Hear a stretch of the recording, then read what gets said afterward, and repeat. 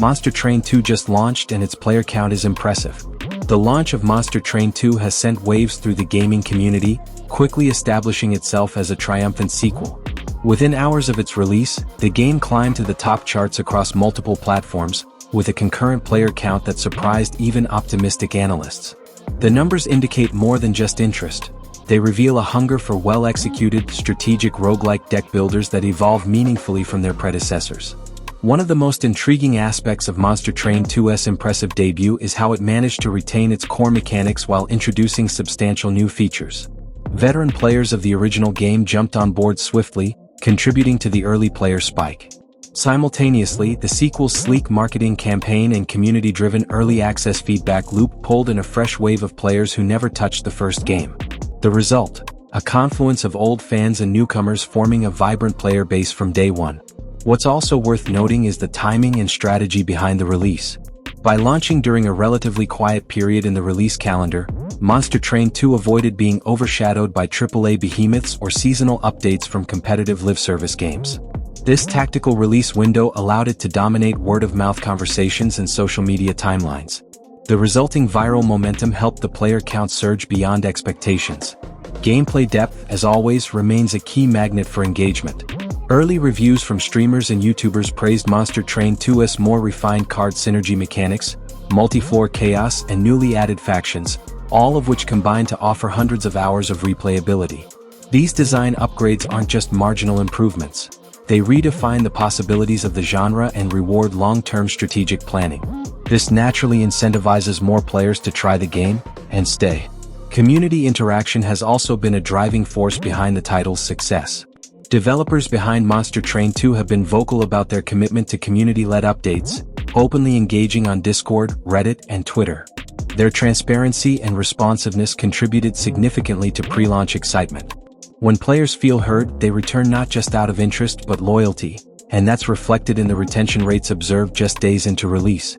The game's accessibility further amplifies its reach. With robust tutorial systems, controller support, and cross-platform play, Monster Train 2 ensures that the barriers to entry are low while the ceiling for mastery remains high. This accessibility to complexity pipeline is a crucial element in explaining its high initial player count. Casual players are welcomed, while hardcore tacticians are challenged, a perfect storm for sustained success. Technological polish has not gone unnoticed either. Unlike many sequels that stumble at launch with bugs and server issues, Monster Train 2 arrived with a rock-solid infrastructure.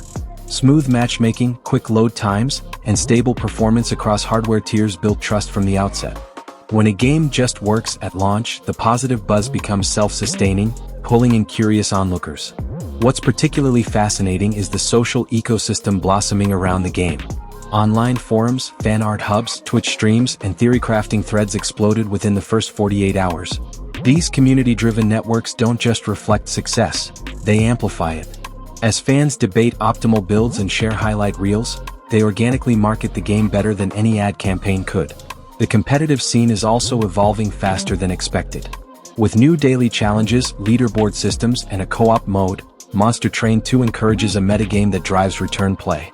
Competitive players are incentivized to improve, and casual ones are intrigued by the high-skill ceiling. This broad appeal ensures that different types of gamers find something to enjoy and revisit.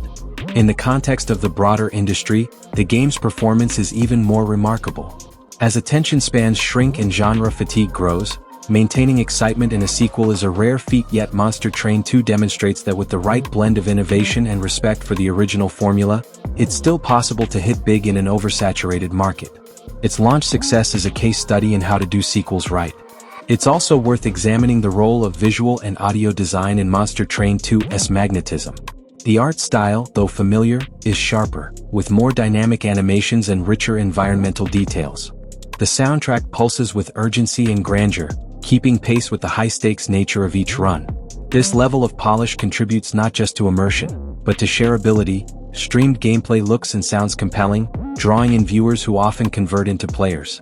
For indie studios and mid-tier publishers, Monster Train 2 serves as a beacon of possibility. It proves that you don't need a massive franchise name or celebrity endorsement to generate hype and results. What you need is vision, execution, and respect for your community.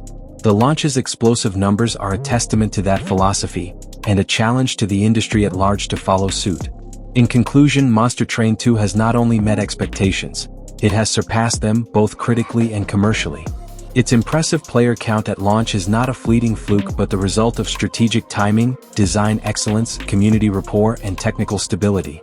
If current trends hold, Monster Train 2 may not only dominate the genre, it may redefine it for years to come.